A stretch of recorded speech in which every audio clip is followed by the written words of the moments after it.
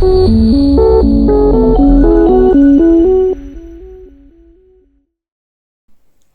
Friends, బెండకాయ curry చేసుకుందాము సింపుల్గా. ఫస్ట్ బెండకాయలని తుడిచి కట్ చేసుకొని ఆయిల్ లేకుండా ఎంటీ పాన్లో వేసుకొని కొద్దిగా వేయించుకుంటే బంకలాగా వస్తుంది కదా, గమ్లాగా, అది క్లియర్ అయిపోతుంది. పెట్టుకొని ఇంకొక పెన్నం పెట్టుకొని కొద్దిగా ఆయిల్ వేసుకొని అందులో కొద్దిగా ఉద్దిపప్పు,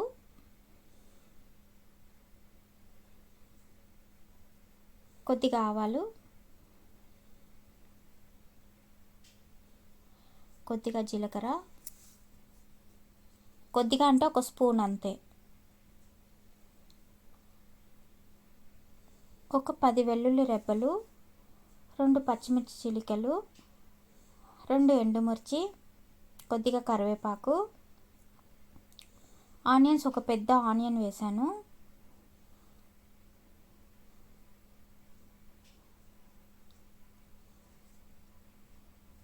కొద్దిగా ఇంగువ,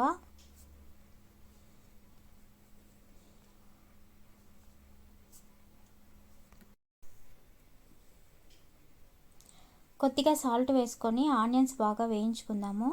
అంతలోపల మనం మిక్సీలో ఒక 4 టొమాటోలు వేసుకొని క్రష్గా మిక్స్ పట్టుకొని పెట్టుకుందాం. కొద్దిగా అల్లం వేసుకొని, కొంచెం పసుపు, 1 టేబుల్ స్పూన్ కారం, 1 టేబుల్ స్పూన్ ధనియాల పౌడర్, కొద్దిగా జీలకర్ర పౌడర్ వేసుకొని బాగా వేయించుకుందాం.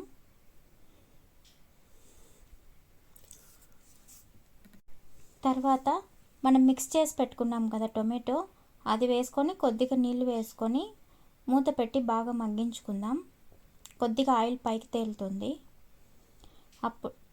అప్పుడు కొద్దిగా చింతపండు నానబెట్టుకుందాం. మనం వేయించి పక్కన పెట్టుకున్న బెండకాయల్ని ఇందులో వేసి బాగా కలపాలి. వెంటనే చింతపండు పులుసు కొద్దిగా వేసి ఒక 5 మినిట్స్ మూత పెట్టి మగ్గించుకోవాలి.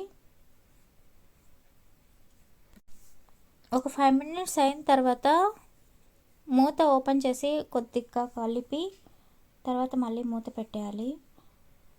చిక్కపడుతుంది. చాలామంది కొబ్బరి అంతా కట్ చేసుకొని తురిమి మిక్సీ పట్టి వేస్తూ ఉంటారు. అలా కూడా బాగానే ఉంటుంది. ఇలా కూడా సింపుల్గా తొందరగా అయిపోతుంది. ఒకసారి ట్రై చేసి చూడండి. అంతలోపల మనం పక్కన కాంచి కొద్దిగా పచ్చిపాలు కాంచి చల్లారి పెట్టుకొని పక్కన పెట్టుకున్నాను. కొద్దిగా పాలు పోసాను. మిక్స్ చేసి రైస్లో వేసుకొని తిని చూడండి, చాలా బాగుంటుంది. Thank you.